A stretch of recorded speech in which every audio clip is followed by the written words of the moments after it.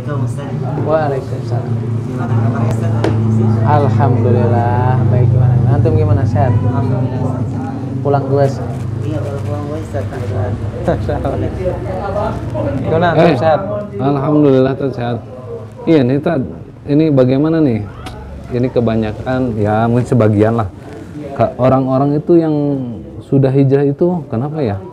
Banyak mengeluh tentang masalah terutama ekonomi, keadaan semakin sulit gitu, pekerjaan. Jadi intinya gini, sebagian orang itu kadang udah hijrah kok ekonomi malah makin miskin. Nah, ya gitu lah, makin miskin. Sebetulnya memang sekarang kan fenomena hijrah itu memang lagi inilah ya, ibaratnya lebih signifikan, mungkin lebih booming lah ya. Memang yang harus kita pahami itu, dan ini juga ada yang sebelumnya bertanya juga sama saya gitu, bahkan beliau curhat itu ketika hijrah kok pekerjaan makin sulit dan sebagainya. Memang ini harus kita pahami, tapi yang harus kita tekankan itu bukan berarti setelah kita hijrah itu kita seolah-olah menjadi sempurna, baik dalam masalah ekonomi gitu ya, dalam masalah kerjaan dan sebagainya. Ini yang memang keliru. Makanya kembali kepada niat kita ketika ikhlas ya. Kita niat ikhlas itu untuk apa? Niat hijrah itu untuk apa gitu ya. Makanya hadis yang pertama dalam kitab Arba'in Nawawi itu kan dijelaskan kan. Bahkan sebagian ulama mengatakan bahwasanya hadis Arba'in yang pertama itu adalah hadisnya Ummul Qais. Artinya ada orang yang hijrah, dia ingin mengikuti dengan Rasulullah tapi karena perempuan, karena istri dan sebagainya. Nah, mungkin sebagian juga ada orang yang hijrah mungkin karena bukan hanya sekedar pengen lebih baik agamanya, ada juga mungkin karena ekonominya lagi sulit kemudian dihijrah. Nah, ini yang harus kita garis bawahi. Orang yang berhijrah itu, yang memutuskan beriman kepada Allah, kembali ke jalan Allah Subhanahu wa taala, bukan berarti dia tanpa ujian gitu. Makanya dalam surat Al-Ankabut ayat yang kedua dan yang ketiga itu dijelaskan bahwasanya Allah Subhanahu wa taala berfirman, "Ahasiban nasu ayyutraku ayyaqulu amanna wa hum la yuftanun wa laqad fatanna alladziina min qablihim." Ya, faliya'lamanallahu alladziina shadaqu wa liya'lamanal ladziina kadzibun. Dalam ayat tersebut itu, apakah kalian mengira setelah mengatakan beriman kepada Allah atau mungkin setelah berkata saya udah berhijrah, itu kan apakah dia dengan mengatakan seperti itu, dengan berhijrah jalan Allah nggak akan mendapatkan ujian? Justru itu pemahaman yang keliru. Kenapa? Karena dalam ayat tersebut dijelaskan, apakah manusia itu mengira gitu dengan cukup mengatakan kami beriman, kami berjihad nggak mendapatkan ujian? Padahal Allah Subhanahu wa taala pun menguji orang-orang yang terdahulu. Orang-orang terdahulu keimanannya lebih kokoh. Orang-orang terdahulu keimanannya mungkin jauh lebih baik daripada kita. Mereka pun diuji gitu. Dalam hijrahnya, dalam keimanannya diuji oleh Allah Subhanahu wa taala. Tujuannya apa? Faliya'lamanallahu alladziina shadaqu. Ujian yang datang kepada kita ketika kita hijrah, baik diuji dalam masalah ekonomi, kemiskinan dan sebagainya, Allah itu pengen tahu benar nggak sih hijrah kita gitu loh. Hijrah kita tuh ikhlas apa enggak gitu. Apakah hijrah itu karena dunia dan kemudian terhenti karena kurangnya ekonomi? Ini kan jadi pertanyaan dalam surat Al-Ankabut tersebut. Ya, orang memutuskan untuk hijrah itu bukan berarti dia tidak mendapatkan ujian dan cobaan. Bisa jadi kan orang hijrah itu kan ujiannya banyak. Ya, ada mungkin ketika hijrah memutuskan untuk hijrah jauh dari teman-teman yang kurang baik, mendapatkan ejekan. Ada juga orang yang mendapatkan ujian dan ekonomi. Bukankah Allah Subhanahu wa taala menegaskan dalam salah satu firman-Nya dalam surat Al-Baqarah ayat 214, di situ Allah Subhanahu wa taala berfirman, "Am hasibtum an tadkhulul jannata wa lam yatikum masalul ladzina khalu min qablikum massatumul ba'sa wad-dharra wa zulzil."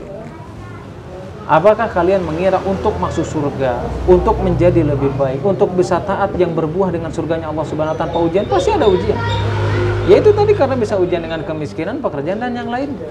Kenapa? Karena dalam ayat tersebut disebutkan apa? Apakah kamu itu mengira akan masuk surga sebelum kalian mendapatkan ujian sebagaimana orang terdahulu?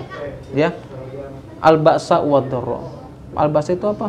Kemiskinan, kesulitan, berbagai ujian dan cobaan. Itulah orang yang berhijrah. Itulah orang yang memutuskan untuk berjalan di jalan Allah Subhanahu wa taala. Ya, karena apa? Bisa jadi meskipun kita sudah hijrah, kita berkumpul dengan orang baik, belum tentu kita selamat dari ujian yang diberikan oleh Allah Subhanahu wa taala. Bahkan Sa'ad bin Abi Waqqas dalam sebuah riwayat itu pernah bertanya kepada Rasulullah, "Ayyunas asyadu bala?" Wahai ya Rasulullah, asyadun nas bala. Wahai Rasulullah, siapa sih manusia yang paling berat ujian? Nabi mengatakan apa? Al-anbiya tsummal amsal fal amsal. manusia yang paling berat ujiannya itu adalah para nabi dan orang yang semisalnya, semisal dalam kesolehannya, keimanan dan sebagainya. Artinya orang meskipun memutuskan untuk berhijrah bukan berarti dia harus selamat dari ujian dan cobaan. Justru apa? Justru ketika kita berhijrah memutuskan menjadi pribadi yang lebih baik, Allah itu akan memberikan rezeki yang sangat luas. Mana Allah menjanjikan dalam surat An-Nisa ayat 100, di situ Allah Subhanahu wa taala menjelaskan, ya, barang siapa yang dia berhijrah di jalan Allah Subhanahu wa taala, yajid fil ardi muragaman katsiran wa sa'atan. Barang siapa yang dia hijrah di jalan Allah, kembali ke jalan Allah, menjalankan ketaatan, yang meninggalkan sesuatu yang diharamkan, yajid fil ardi muragaman katsiran wa sa'atan. Maka dia akan menemukan di muka bumi ini, di belahan bumi ini, tempat yang lebih baik untuk dia berhijrah, untuk kemudian apa? Dia mendapatkan rezeki yang lebih baik ketika berhijrah. Tapi ada pertanyaan, saya hijrah kok rezekinya gini-gini aja. Rezeki. Nah, ini yang jadi masalah itu kadang kita setelah berhijrah atau sebelum berhijrah, orang identik dengan rezeki itu adalah dengan nominal. Bisa jadi Allah memberikan rezeki yang lebih baik. Justru dengan hijrahnya kita ke jalan yang baik, itu jauh lebih baik daripada dunia dan seisinya. Bukan berarti dengan hijrah nggak punya duit dan sebagainya. Justru dengan hijrahnya kita itu udah kenikmatan sebagaimana dijelaskan tadi oleh Allah Subhanahu wa taala dalam surat An-Nisa. Bahkan dalam surat An-Nisa tersebut, selain diberikan tempat yang luas untuk berhijrah, kemudian diberikan rezeki yang banyak, bahkan di situ dijelaskan lagi, ya, barang siapa man yakhruju min baiti, dia keluar dari rumahnya, muhajiran ilallahi wa rasulih, keluar dari rumahnya untuk hijrah di jalan Allah Subhanahu wa taala, maka dalam ayat tersebut dijelaskan apa? Summa yudrikul maut. Dalam perjalanan hijrah, kemudian kematian datang kepadanya, faqad waqa ajruhu, maka dia sudah tercatat amalannya di sisi Allah Subhanahu wa taala. Jadi intinya, orang yang sudah berhijrah itu bukan berarti dia tidak akan mendapat ujian dan cobaan.